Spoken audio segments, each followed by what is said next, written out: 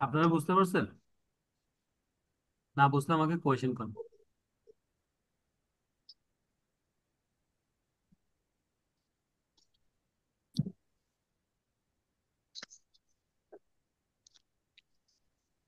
আসসালামু আলাইকুম। জি, ওয়ালাইকুম আসসালাম। ভাই, আমার একটা কোশ্চেন ছিল। জি জি, বলুন। আচ্ছা ভাইয়া, এই যে আমরা যখন ধরেন সেলারের কাছ থেকে একটা জি পিআই আনি, প্রোফর্মা ইনভয়েস, ওরা জি তো জি দেখা জি যায় আহ, ওটার প্রাইসটা দেয়, আর এই জি। সিএফআর বা এফওবি বেস একটা ফ্রেট চার্জ ধরায় দেয়, দিয়ে একটা প্রাইসটা দেয়। হুম হ্যাঁ, হুম হুম পরে যখন আমরা ওদের সাথে নেগোসিয়েশন করতে যাই, হুম হুম। তখন ওই যে এই যে আপনি যে ব্রেকডাউন করে করে যে খরচগুলো জি দেখাইছেন, জি জি। ওরা এই প্রসঙ্গগুলো টানে, বলে যে এগুলোর খরচ বেশি, খরচ বেশি, এটাতে এত, এটাতে এত, এরকম। হুম হুম কিন্তু হুম। এটা আসলে আমাদের সাইড থেকে মানে ভেরিফাই করার আসলে কোনো উপায় থাকে না যে জি। আসলে এটা কত চার্জটা। হ্যাঁ, ওরা একটা বড় বড় অ্যামাউন্ট দেখে, বলে যে ভাই আমরা বেশি কমাইতে পারবো না। তো এই ক্ষেত্রে আমরা আসলে কিভাবে সাপোর্ট পেতে আপনি পারি কি আর আপনি কি ইম্পোর্ট করেন নাকি এক্সপোর্ট করেন, কোনটা? Import, import. জি, আপনি যখন ইম্পোর্ট করেন, সে আপনাকে যদি বলে যে আপনি তার তার থেকে কার্গো মানে মালটা কিনতেছেন, ঠিক আছে? ওই মালটা কিনাতে জি 2 টাকা খরচ যেহেতু পড়ছে, 2 টাকার ভিতর সে বলবে যে ভাই আমার এখানে সিপিটি করি, আমি সিএফ করি, ওই কস্টিংটা সহ অ্যাড করে দেয়, ঠিক আছে? তখন আপনি জি ভেরিফিকেশন করার জন্য আপনি কি করবেন, আপনি তাকে বলবেন যে ঠিক আছে ভাই, ওর সাথে সাপোজ আপনার সিএফআর হয়েছে, হ্যাঁ, আপনার আপনার ওর সাথে টার্মস জি হয়েছে কি সিএফআর, হ্যাঁ, সিএফআর টার্মস যখন সিএফআর জি হয়েছে আপনার সাথে, তখন সে তার তার তার তো মাল প্যাক করা পর্যন্ত বা মাল রেডি করা পর্যন্ত, গাড়িতে তুলে রাখ পর্যন্ত খরচটা সে তো বহন করবে, এটা সবাই জানে, ঠিক আছে?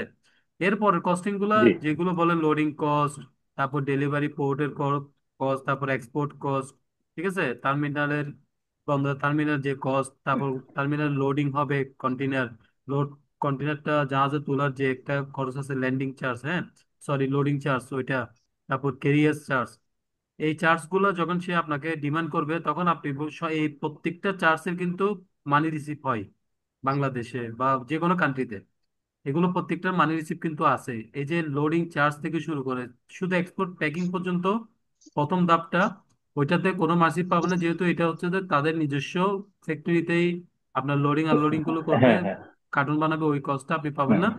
বাট আদার সব খরচ, এই যে লোডিং চার্জ থেকে শুরু করে ইনক্লুডিং আপনার প্রত্যেকটা খরচ কিন্তু আপনার রিসিটেবল, মানে এগুলোর প্রত্যেকটা রিসিভ আপনি পাবেন। সে যদি আপনি যদি ডিমান্ড করেন, সে দিতে বাধ্য।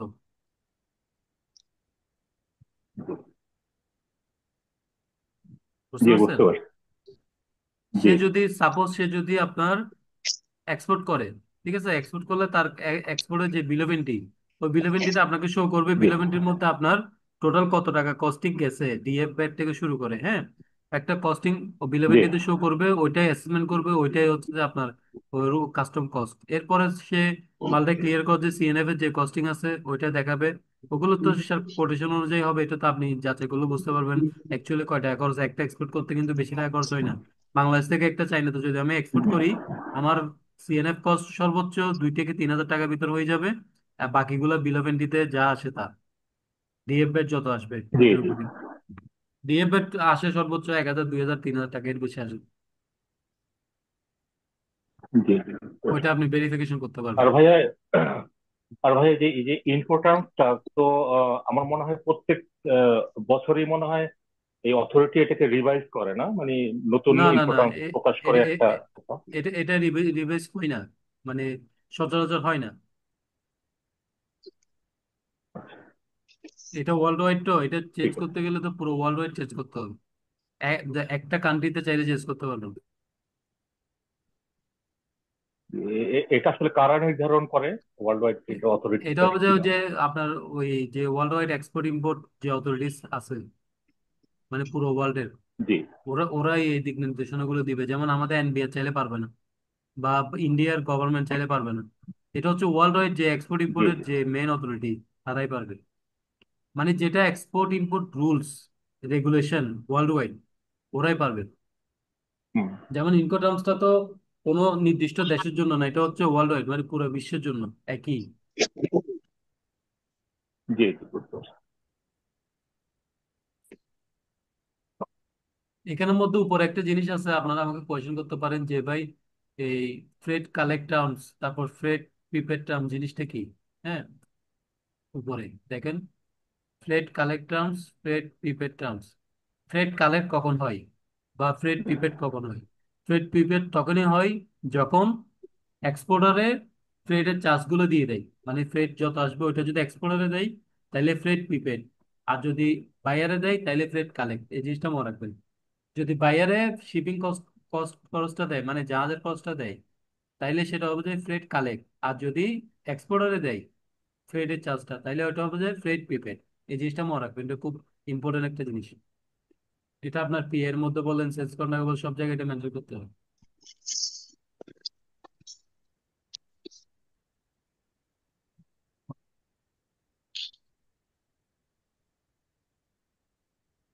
জিনিসটা কিন্তু খুব ইজি, আপনারা যদি এই চার্টটা একটু ফলো করেন দেখবেন যে ইনকোটাম জিনিসটা খুব ইজি। যদি কেউ ভেঙে ভেঙে বলতে চাই কিন্তু জিনিসটা অনেক ক্রিটিক্যালি হয়ে যাবে, আপনার থেকে মাথায় রাখা যাবে না কিছু, যে এই এক্স ডাব্লিউ কি, এফ সি কি, এফ ও বি কি, টার্মস গুলো মনে থাকবে না। যদি চার্টটা ফলো করেন ইজিলি আপনি জিনিসগুলো বুঝতে পারবেন।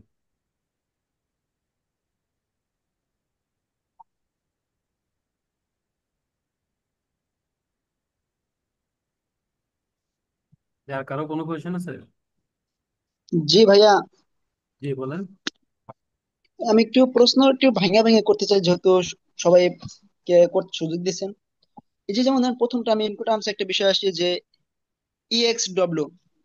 এখন আমি এই, চায়না থেকে একটা প্রোডাক্ট আনবো, বাট আমি শুধু তার সাথে ফ্যাক্টরি থেকে প্রোডাক্ট আমি আনলাম, কিন্তু ওই প্রোডাক্টটা কিভাবে বাংলাদেশে আনবো? মানে এই প্রথমটা একটু বিস্তারিত বুঝান দয়া করে। না, এখানে হচ্ছে আজকে ইনকোটামের ক্লাস, সো মাল কিভাবে আনবো এটা হচ্ছে অন্য সাবজেক্ট, এটার সাথে ইনকোটামসের কোনো রিলেশন নাই।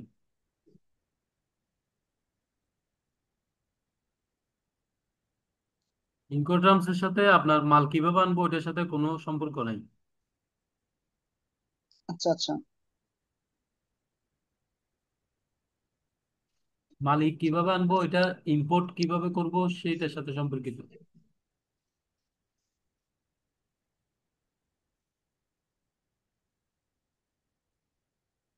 ইনকোটার্মস রিলেটেড কোনো কোয়েশ্চেন থাকলে বলবেন, যেহেতু ক্লাসটা ইনকোটার্ম বেস, ঠিক আছে? তাহলে এটা সবার জন্য সুবিধা হবে, আমার জন্য সুবিধা হবে, বা এই ক্লাস জন্য সুবিধা হবে। কারণ যখন যে ক্লাস তখন সেই ক্লাসের কোয়েশ্চেন করাটাই মানে ভালো।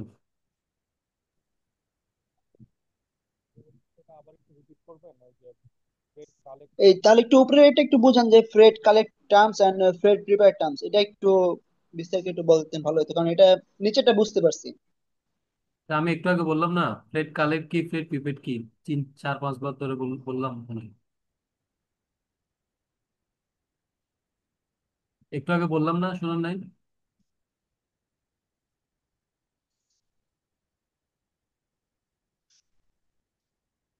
শুনছিলেন না মিস করছেন?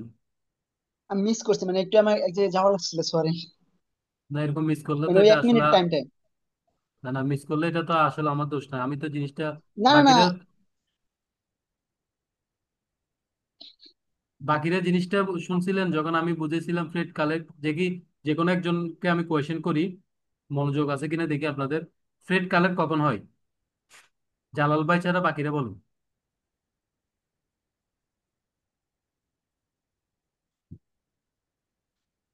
কেউ একজন বলেন ফ্রেড কালেক্ট কখন হয়।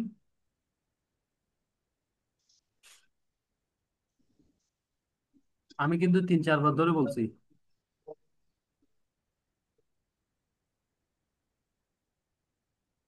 কেউ বলতে পারবেন না?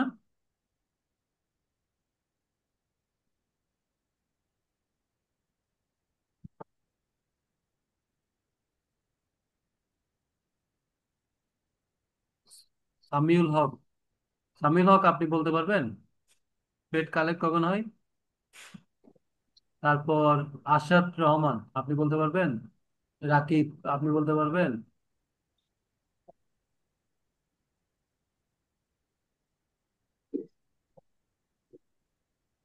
তার মানে আপনার, আমি যেটা বুঝে গেছিলাম আপনারা মানে এটা নেন নাই ঠিক মতন, তা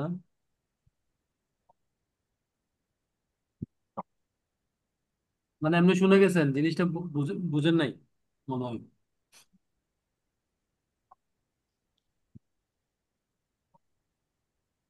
আমি আবারও বলতেছি, আমি আবার বলে আবার আবার আপনাদের এখন থেকে যেটা বলবো আমি ওটা আবার আমি জিজ্ঞেস করবো, যেহেতু আপনারা ঠিক মতো মনোযোগ দেন না। আমার বলার আছে আমি বলে জায়গা, আপনারা শুনে আছে শুনে যান।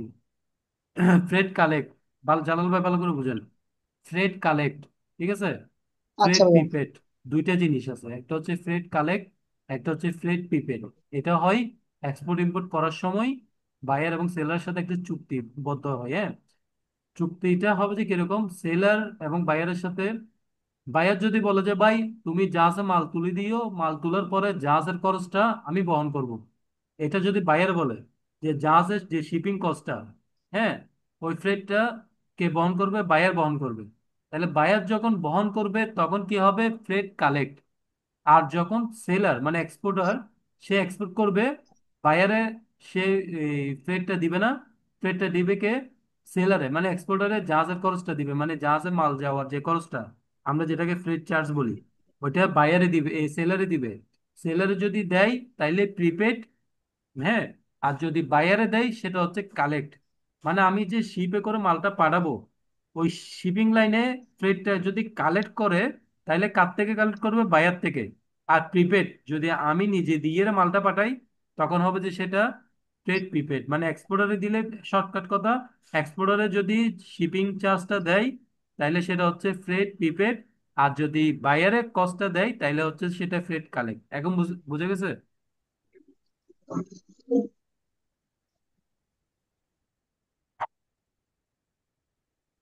বুঝতে পারছেন? জি ভাইয়া। পারছে। দেখে আমি আবার কোয়েশ্চেন করব, যে কোনো একজনকে কোয়েশ্চেন করব, উনি বলবেন, ঠিক আছে? এখানে অনলাইনে আছে আরশাদ রহমান, রাকিব, শামিউল, জালাল, চারজন আছে, ঠিক আছে? আমি চারজন থেকে যে কোনো একজনকে কোয়েশ্চেন করব, উনি বলবেন। আহ আরশাদ রহমান, আমি আপনাকে বলতেছি, সাপোজ আমি এখান থেকে হংকং একটা মাল পাঠাইছি, ঠিক আছে? একটা 20 ফিট কন্টেনার আমি এখান থেকে হংকং এ পাঠাচ্ছি, আমি এক্সপোর্টার, ইম্পোর্টার আপনি, আরশাদ রহমান, ঠিক আছে? আমি আপনাকে হংকং এ মালটা পাঠাচ্ছি একটা 20 ফিট কন্টেনারে করে। তো আমি কি করছি, আমার মাল প্রডিউস করার পরে, আমি মালটা প্যাকিং করার পরে, আমি মালটা প্যাকিং করে গাড়ি লোড করে কন্টেনার অ্যারেঞ্জ করে কন্টেনার মালটা দিয়ে বন্দরে পাঠাই দিছি। বন্দরে পাঠানোর পর শিপিং লাইনে আমার কন্টেনারটা জাহাজে তুলছে। তোলার পর জাহাজ এখান থেকে চট্টগ্রাম বন্দর ছেড়ে চলে গেছে, হংকং পোর্টে গেছে, গিয়ে মালটা আনলোড করছে, করে ওখানে কাস্টম বন্দরের ফর্মালিটিস করে এটা হংকং এ আপনার ওয়্যার হাউসে পৌঁছে গেছে, ঠিক আছে? এখন প্রশ্ন হচ্ছে, আমি শুধুমাত্র আমি শুধুমাত্র আমার কাস্টম ক্লিয়ারেন্স করে, মানে আমার কাস্টমের যে প্রসিডিউর, আমি কাস্টম ক্লিয়ার করে মালটা পাঠাই দিই, বা কাস্টম ক্লিয়ারেন্স পর্যন্ত মানে এক্সপোর্টের বিল অফ এন্ট্রি করা পর্যন্ত, মালটা এখান থেকে যাওয়া পর্যন্ত যা খরচ, মানে কাস্টম পর্যন্ত ওই খরচটা আমি বহন করছি, ঠিক আছে? তাইলে এটা কোন ইনকোটার্মে পড়ছে, এবং ফ্রেটটা এবং ওই জাহাজের খরচটা দিবে যে, আবার জাহাজের খরচটা আমি দিব, ঠিক আছে? জাহাজের খরচটা আমি দিব, বাইরে দিবে না। দুইটা কোয়েশ্চেন, একটা কোয়েশ্চেন হচ্ছে, হ্যাঁ, আমি এই কাস্টম পর্যন্ত করে খরচটা, কাস্টম পর্যন্ত যা খরচ আসছে আমি দিছি, আর বাকি কোনো খরচ আমি বহন করি নাই, বাইরে বহন করছে। সেকেন্ড কোয়েশ্চেন ওইটা হচ্ছে যে কোন ইনকোটার্মে। সেকেন্ড হচ্ছে যে বাইরে পেমেন্টটা করবে আপনার জাহাজের মাল যাওয়াতে যা খরচ হয়েছে ওইটা বাইরে বহন করবে, তাইলে ওইটা কোন কোন মেথডে গেছে, কোন ফ্রেট মেথডে গেছে? দুইটা কোয়েশ্চেন করছে, আনসার দেন।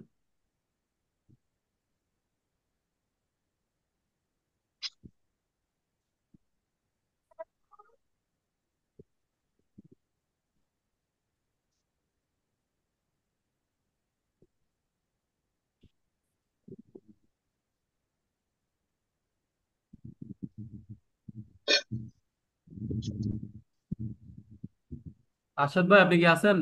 লাইনে আছেন?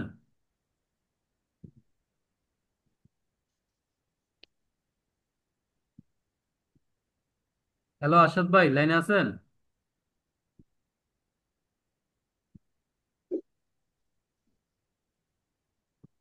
আচ্ছা, যাই হোক, উনি লাইনে নাই। সেম কোয়েশ্চেন আমি সামিউল হক ভাইকে করছি, আপনি আনসার দেন।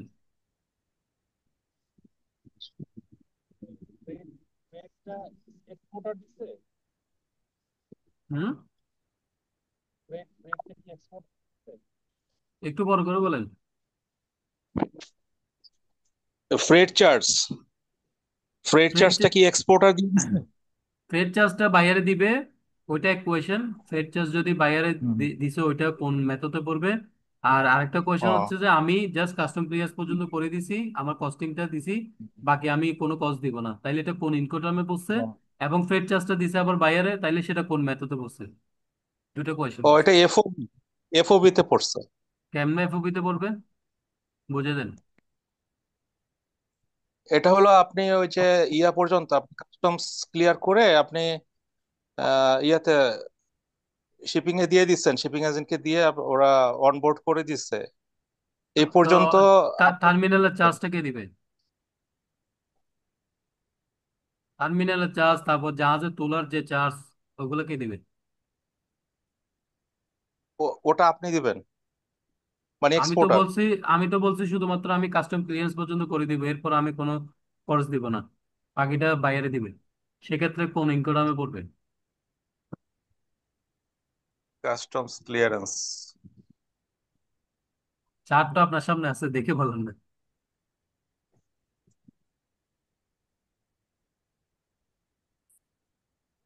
ও, তাহলে তো এই এফসিএ তে, জি এফসিএ জি। হলো ওই মানে কাস্টম ক্লিয়ারেন্স পর্যন্ত আমি কস্টিংটা দিচ্ছি, এরপরে খরচ আমি দিব না, এটা বাইরে দিবে।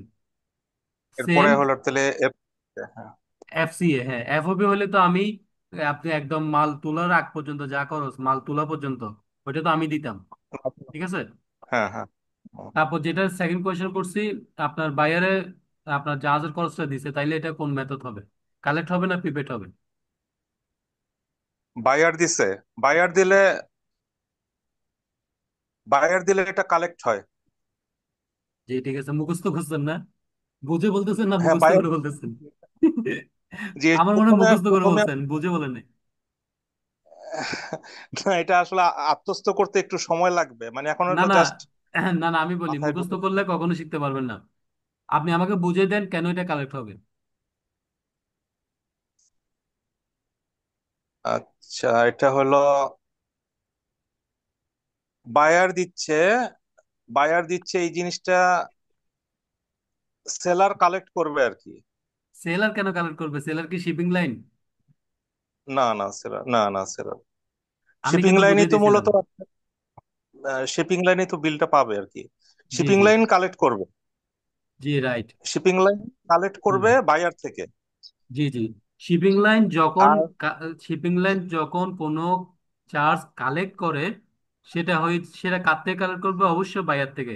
কারণ আমি তো বায়ার থেকে, এক্সপোর্টার, হ্যাঁ। আমার থেকে তো সে কালেক্ট করতে হচ্ছে না। আমি যদি সেটা যদি আমার প্রিপেড সিস্টেম হয়, আমি টাকা দিলে না মাল হুম, যাবে, মানে প্রিপেড আপনি যেমন মিটারে টাকা ঢুকান, ঠিক আছে, গ্যাস হোক ইলেকট্রিক হুম। হোক, যখন আপনি টাকা ঢুকান তখনই তো আপনি লাইনটা পান, ঠিক না? টাকা না ঢুকলে আপনার জি, জি, বিদ্যুৎটা পান পান না। যদি আপনি টাকা ঢোকান না। বিদ্যুৎ পাবেন। সো সো সেম, যখন আমি এক্সপোর্টার হিসেবে প্রিপেডে করব, তো প্রিপেড মানে সবসময় হচ্ছে এক্সপোর্টারের, মানে আমি পাঠাচ্ছি না মালটা। তা আমি যখন পাঠাচ্ছি, হুম, আমি হুম। যদি তাকে টাকাটা না দিই, সে মালটা নিয়ে যাবে? কখনো নিয়ে যাবে না সে। না, এটাই হচ্ছে যে না, না, ওই পার্থক্য, বুঝছেন? ক্যাশ অন ডেলিভারির মতো আর কি, ওই যে জি অনলাইনে জি কোনো জি কিছু জি, অর্ডার করলে রাইট রাইট। ওই যে না না না না দারাজের না, লোক এটা ভুল ভুল। ক্যাশ অন ডেলিভারি হুম, হচ্ছে যে, ক্যাশ অন ডেলিভারি করবে যে, ওইটা হচ্ছে যে আপনার ওদের জন্য, আপনি বায়ার ঠিক না, ও হচ্ছে সেলার, আপনি যে হচ্ছে বায়ার। তখন আপনি টাকাটা দিবেন, তার মানে এটা হচ্ছে ফ্রেট কালেক্ট। যদি সে দিয়ে পাঠাইতো, তার কালেক্ট। জন্য সেটা ফ্রেট প্রিপেড হইতো। হুম, হুম, কারণ মানে সে টাকা খরচটা। দ্বারা, হ্যাঁ হ্যাঁ, খরচটা সে দিত, দ্বারা যদি যদি টাকাটা পে করতো, দেন ডেলিভারি ম্যান আপনাকে মালটা দিত, আদারওয়াইজ সে মালটা দিবে না। কারণ তার হ্যাঁ, ওই সাথে যে ফ্রি কন্ডিশন হচ্ছে যে, ডেলিভারি। জি জি জি জি। হ্যাঁ, আমাদের ওই যে ফ্রি কারণ, ডেলিভারি অফার দেয় যে, জি রাইট, ওটা হ্যাঁ হ্যাঁ পেমেন্ট। সেটাই। ওই ফ্রি হুম, ডেলিভারিটা হচ্ছে যে আপনার ফ্রেট প্রিপেডে পড়ে যাবে। তখন আপনার সাবজেক্ট না, হুম, এটা আপনার থেকে দেখতে হবে না, আপনার কোনো মানে মাথা কামার দরকার নাই, ওইটা ওরাই দিবে, মানে সেলারে দিবে, সেলারে এটা বুঝবে। তখন তখন ওই তারা যে শিপমেন্টটা করে, এটা হচ্ছে কিরকম জানেন, ওয়ান কাইন্ডস অফ, এটা হচ্ছে আপনার ওই যে এখানে লিখছে না ডিডিপি, এটা হচ্ছে ডিডিপি, মানে একদম আপনার কাছে পৌঁছে দেওয়া পর্যন্ত, মানে ফ্রি, ফ্রি যেটা, ফ্রি যদি করে তাহলে ডিডিপি, হুম, মানে ওর ওখান থেকে আপনাকে পৌঁছে দিবে, কোনো খরচ নেই, আপনি মালটা বুঝে নেবেন। আবার যদি আপনি শুধু ওই ডেলিভারি চার্জটা দেন, তখন হচ্ছে যে আপনার ওই মেথডে চলে যাবে কালেক্ট। ও সবকিছু দিয়ে দিচ্ছে, ওর এখান থেকে মালটা তৈরি করে আপনার কাছে পৌঁছাচ্ছে। কিন্তু ওই পৌঁছানোর ডেলিভারি চার্জটা শুধু মানে শিপিং চার্জটা আপনি দিবেন, তখন এটা ফের কালেক্টে পড়ে যাবে। বুঝতে পারছেন? জি। আচ্ছা ভাইয়া, এই যে যদি ওই যে টার্মিনাল চার্জটা সাপোজ হুম। এক্সপোর্টার দেয় নাই, হুম।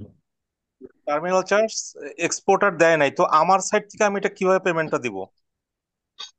মানে এটা যদি সেলার না দেয়, বাইরে দেয়, যদি বায়ার দেয় টার্মিনাল চার্জটা। তখন এটা এফসিএ টার্মস হয়ে যাবে। এই যে সেকেন্ড টার্ম যেটা এফসিএ, বাইরে টার্মিনাল চার্জ দিছে। আচ্ছা, তো এটা এটা কি আমার পেমেন্টের মধ্যেই থেকে যাবে, মানে আমার যে পিআই এর জি জি। পেমেন্ট আপনার মধ্যে ইনক্লুড পেমেন্ট করা আপনি থাকবে? যখন পিএ করবেন, হ্যাঁ, পিএ করার সময় আপনি হুম। ইনকো টার্মস কি দিবেন তার সাথে নেগোসিয়েশন করবেন না? এই খরচ আমি দিব, এই জি খরচ তুমি দিবা, এই খরচ আমি দিব, এই খরচ তুমি দিবা। একটা নেগোসিয়েশন চলে যাবে হুম। না? ওই নেগোসিয়েশনের জি মাধ্যমে জি যেটা ফাইনাল হবে সেটাই তো পিএ তে আসবে, ঠিক না? পিএ বা পিওতে, জি জি পারচেজ অর্ডারে বা পারফরম্যান্স ইনভয়েসে। তো তখনই তো আপনার সাথে ডিসকাশন হয়ে যাবে কোন খরচ কে দিবে। এখন যদি আপনি টার্মস জি গুলো জানেন, ইনকো টার্মস এর এই জিনিসগুলো জানেন, তখন আপনি ইজিলি তার সাথে নেগোসিয়েশন করতে পারবেন। আপনি এখন জেনে গেছেন যে কোন ইনকো টার্মস আনলে কোন কোন খরচ আমি দিব, কোন কোন খরচ বাইরে দিবে, ঠিক না? জি এটাই। জি।